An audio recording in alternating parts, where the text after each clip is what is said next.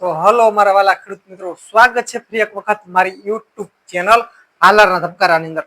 ખેડૂત ભાઈઓ, આજે આપણે ખાસ એ ચર્ચા કરવાના છીએ કે આવનાર વર્ષ ખેડૂતો માટે કેવું રહેશે, વરસાદ કેવા રહેશે, અને બીજી વસ્તુ કે વરસાદના આધારે ખેડૂતોએ કયા કયા પાકોનું વાવેતર કરવું જોઈએ અને વરસાદ કેવા થશે, ક્યારે વરસાદ થશે, તો તેના વિશે થોડી ખાસ ચર્ચા કરવાના છીએ. અને કયો પાક ખેડૂતોએ ખાસ વાવવો જોઈએ, તો વરસાદના આધારે ખેડૂતોએ કયા કયા પાકનું વાવેતર કરવું જોઈએ તેના વિશે થોડી ખાસ ચર્ચા કરવાના છીએ. ખેડૂત ભાઈઓ, ખાસ અમારી યુટ્યુબ ચેનલમાંથી જો તમે જોતા હો તો અમારો હાલારનો ધબકારો યુટ્યુબ ચેનલ જે છે તે ખાસ સબસ્ક્રાઇબ કરી નાખજો. અને ફેસબુક પેજમાંથી જોતા હો તો ખાસ અમારું ધર્મેન્દ્ર દલવાડી જે અમારું પેજ જે છે તે ખાસ ફોલો કરી નાખજો, જેથી કરીને અમારી અવનવી માહિતી ખેડૂતો સુધી હંમેશા પૂગતી રહે.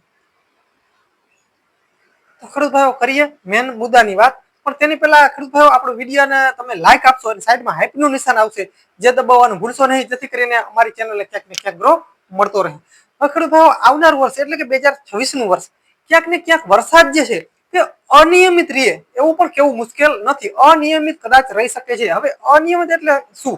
તો ખેડૂત ભાઈઓ, ખાસ શરૂઆતમાં જે છે, જો વાવણી થઈ ગઈ તો વાંધો નહીં આવે, પણ જો વાવણી એક ધારી વાવણી જો કે થવાની જ નથી, પણ થઈ ગઈ તો પણ વરસાદ જે છે તે વચ્ચે આવી અને પછી ખેંચાય એવી શક્યતા છે, અને પછી પાછતરા વરસાદ વધુ થાય એવી પણ ક્યાંક ને ક્યાંક શક્યતા છે. એટલે કે થોડું ઘણું અનિયમિત વરસાદ રહી આવનારા વર્ષમાં એવું પણ કહી શકાય. એટલે ક્યાંક ને ક્યાંક અમને દેશી ટેકનોલોજીના આધારે અમે એક આજે માહિતી જે હું આપી રહ્યો છું તેના આધારે અમને કંઈક હાલની અંદર એવું લાગી રહ્યું છે કે વરસાદ થોડોક અનિયમિત રહે, વધુ ઓછો રહે.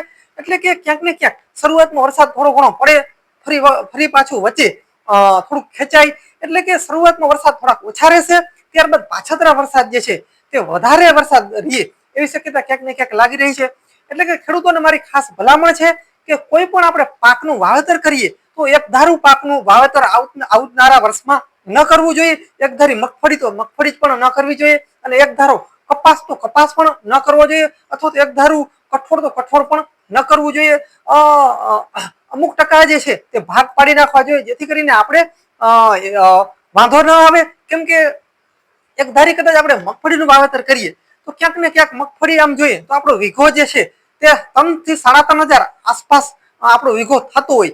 એટલે કે મૂંઘા ભાવનું બિયારણ, મૂંઘા ભાવના ખાતર, જો કે ખાતર તો આપણે ડીએપી વગેરે જેવા ખાતર હાલની અંદર મળતા પણ નથી, અને અમુક જગ્યાએ કદાચ મળતા હોય તો પણ એટલા કોઈ સારા નથી. એટલે ખાસ ખેડૂતોને મારી ભલામણ છે કે આ વર્ષે ડીએપી ખાતરની અંદર ક્યાંક ને ક્યાંક છેતરાતા નહીં એવી ખેડૂતોને મારી ખાસ ભલામણ છે કે એટલે ચેક કરીને જ લેવું બરોબર. 2-4 જણાને વ્યવસ્થિત પૂછી અને ત્યારબાદ જ ખાતર લેવું. કેમ કે આવનાર આજે વર્ષમાં જે ખાતરનું જે એક જાતનું આપણે જે દબાણ જે છે, ખાતર મળતું નથી, જેને લીધે ખેડૂતોને ફોટાવાળું, મોદીના ફોટાવાળું ગમે બટકી ન જાય એવી ખેડૂતોને મારી ખાસ ભલામણ છે કે વ્યવસ્થિત ચેક કરીને ખાતર લેવાનું. કેમ કે આવનારા વર્ષમાં આપણે ખાતરનો બહુ પ્રોબ્લેમ આવી રહ્યો છે, જેથી કરીને યુદ્ધ જેવી કન્ડિશનની અંદર આપણે ક્યાંક ને ક્યાંક મૂંઘા ભાવનું ખાતર લઈ અને પછી નબળું ખાતર આપણે ન આવી જાય એવી ખેડૂતોને મારી ખાસ ભલામણ છે કે વ્યવસ્થિત ચેક કરવું ખાતર, ત્યારબાદ જ લેવું. 4 જણાને પૂછી અને ત્યારબાદ જ ખાતર હંમેશા ખરીદવું જોઈએ. કેમ કે ખાતરમાં આ વર્ષે ઘણા બધા લોચા છે, એટલે ખેડૂતો આ વર્ષે ઘણા બધા છેતરાશે એ પણ મને ખબર છે. એટલે ખાસ ખેડૂતોને મારી ભલામણ અત્યારથી જ છે કે તમે ખાતર ગમે ત્યાંથી કોઈ કહે કે ભાઈ ખાતર બહુ સારું છે ને આવી ગયું છે, હાલો ઘા ઉપાડી જાવ, તો ખેડૂતોને એ પણ મારી ભલામણ છે કે વ્યવસ્થિત ચેક કરવું અને ત્યારબાદ જ ખાતર લેવું.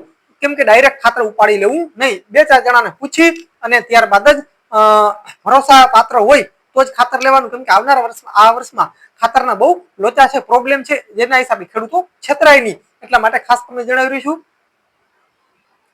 હવે ખેડૂતો ખાસ આપણે મુદ્દા ઉપર આવીએ કે વરસાદ અનિયમિત રહે તો આપણે મૂંઘા ભાવનું બિયારણ મગફળીનું હોય, ખાતર હોય, અને આવું બધું વાવી અને આપણો જે વીઘો જે છે તે 3 થી 3.5 હજાર આસપાસ થઈ જતો હોય એક વીઘાની અંદર ખર્ચો.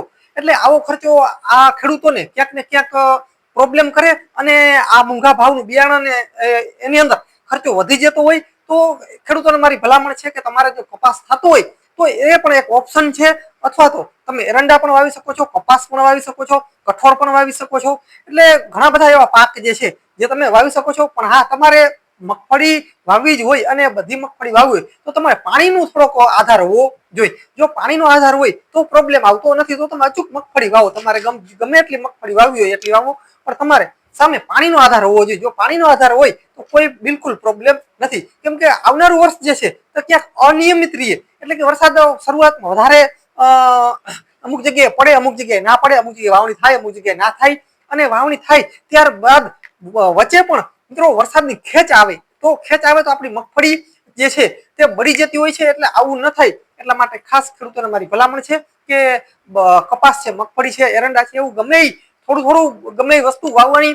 દાખલા તરીકે આપણે 15 વીઘા જમીન હોય તો 5-7 વીઘાનું કપાસ કરવાનો, બીજી બધી મગફળી. એટલે એવી રીતના કરવાથી આપણે ક્યાંક ને ક્યાંક ખર્ચામાં થોડાક ઓછા ડૂબીએ, કેમ કે કપાસ જે છે તે કપાસનું આપણે વાવેતર કરીએ તો તેની અંદર અડધો ખર્ચો પણ મગફળીમાં જોઈએ એટલો અડધો ખર્ચો પણ આવતો નથી હોતો. એટલે ક્યાંક ને ક્યાંક આપણો વીઘો જે છે તે ભરાઈ જતો હોય છે. એટલે ખેડૂતોને મારી ખાસ ભલામણ છે કે આવનારા વર્ષમાં વરસાદ જે છે તે ક્યાંક ને ક્યાંક અનિયમિત પણ રહી શકે છે. આ એક અમારું અનુમાન છે, આ તમારે કોઈ કન્ફર્મ નહીં લખવાનું, પણ ખેડૂત ભાઈઓ અનિયમિત રહી શકે છે એવું એક અમારું અનુમાન છે. અને બીજી વસ્તુ ખાસ કે પાછતરા વરસાદ તો વધારે છે જ, એ તમને 100% હું તમને જણાવું છું કે આવનારા આપણે 2026ના વર્ષમાં પાછતરા વરસાદ વધારે રહીએ અને આગતરા વરસાદ ક્યાંક ને ક્યાંક ઓછા રહીએ એવી શક્યતા હાલ લાગી રહી છે. અને આગળના સમયમાં વરસાદનું મિત્રો કોઈ પણ અપડેટ રહેશે તો તરત જ યુટ્યુબ ચેનલના માધ્યમથી ખેડૂતો સુધી હરાવી સામે પૂગવાની કોશિશ કરશું.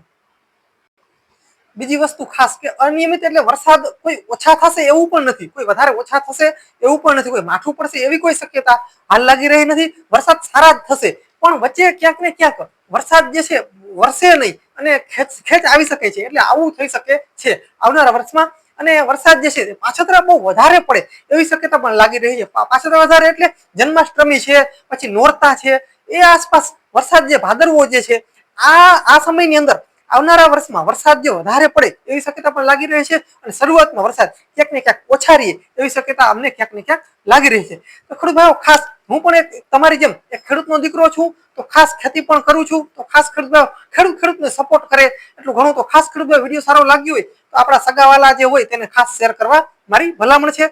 તો ખેડૂત ભાઈઓ બસ હલમન હાલાર મિત્રો, મળીએ અવનવા વિડીયો સાથે. ત્યાં સુધી રજા આપશો. તો ખેડૂત ભાઈઓ બસ જય જવાન, જય કિસાન, જય સિદ્ધનાથ મહાદેવ. મિત્રો મળીએ આગલા વિડીયો સાથે, ત્યાં સુધી રજા આપશો.